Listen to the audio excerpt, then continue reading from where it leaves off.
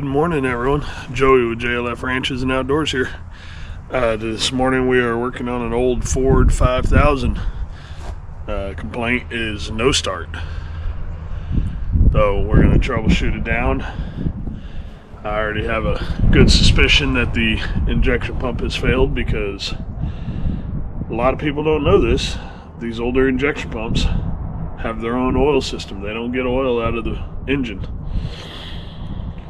And this one is one of them. If you see an injection pump that looks like this, that is a fill cap. Pull that off to fill it. That is your oil level gauge. That is a vent that will end up pushing all your oil out because these automatically put fuel into here every stroke. They seep a little by every time. That is your drain to drain it. And I bet if we open it, we're gonna find diesel. So we'll get this open.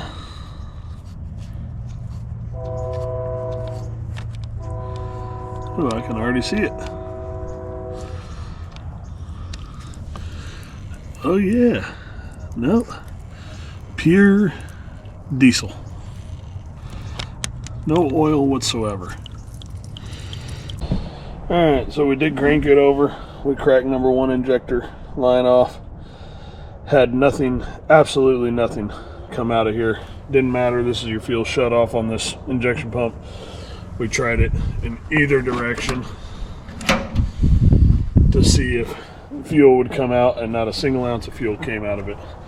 So to start on timing this thing, I've already pulled the radiator hose right here, connects to there. We have to pull this front cover off, get it out of the way, match up timing marks, and then we'll be ready to pull that injection pump. Be a little hard to see, but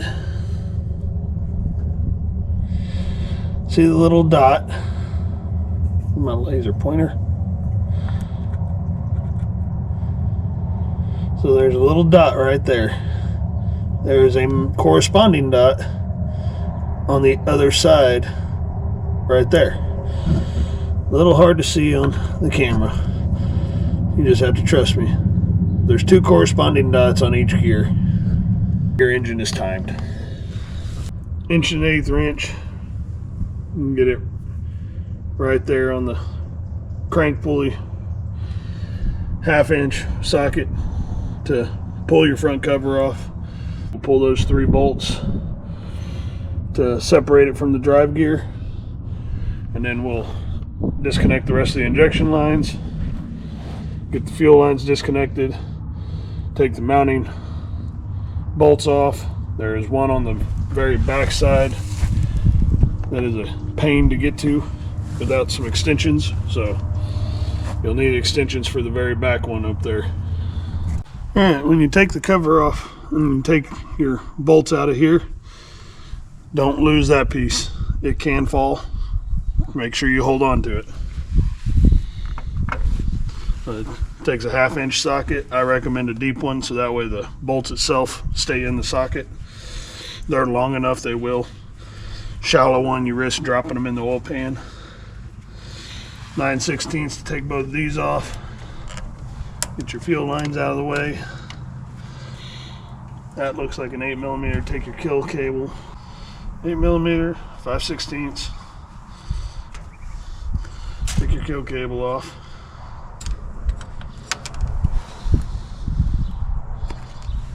So you got your inlet fuel line. Takes a 5/8 on the filter side.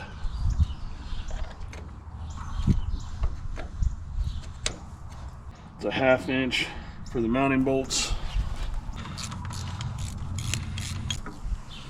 On the back side here, these are a specialty for that. There is a little bitty cotter key, hitch pin, whatever you want to call it. This one's a cotter key. Holds the throttle cable or the throttle linkage on to the pump.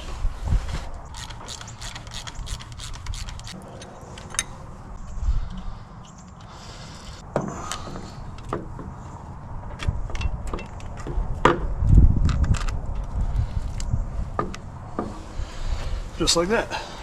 Once you get the pump off, best thing to do, seal everything up. I just clean up the mounting surface, grab the mounting bolts, match everything up, and just snug them.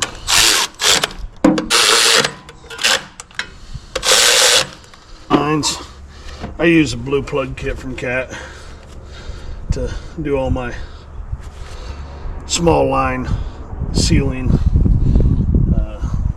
If you were the one that puts them on and happen to be the lucky one to take everything back off, you can typically salvage and save and reuse.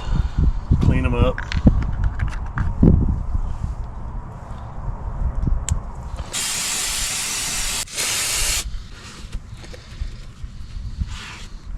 Where the injection pump goes, make sure you seal that up too. Keep any debris out of the engine. I don't rebuild the injection pumps. I take them into an old man in Uvalde that specializes in doing injection pumps on older equipment.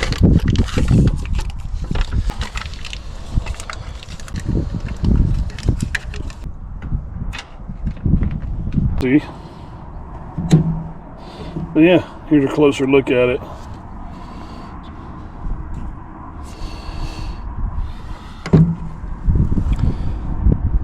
And see, for what it's worth, there's a timing mark right there. Shows we have this pump right in time. Your throttle linkage. You got your one bolt back here, one bolt there, one on the bottom. That's for your kill, for your fuel shut off. Easier to see now. There's your fill, there's your level gauge, there's your drain. Alright everyone, so that's how you remove the injection pump. Get it timed and everything before you remove it. On a old Ford 5000, couldn't tell you the exact year model of this. Always take pictures of everything before you disassemble or mark them. These injection lines, they fall into place. You can't put them in the wrong spots. So it's kind of hard to mess that up, but take pictures anyways, just in case, you know, because sometimes it may be a week or two before you get the pumps back and put them back in, and no telling how many other jobs you do between now and then. Full installs pretty much in reversal order. Y'all have a nice day. We're on to the next one. Thanks for watching. Feel free to share and subscribe, and we'll see y'all next time. Thank you.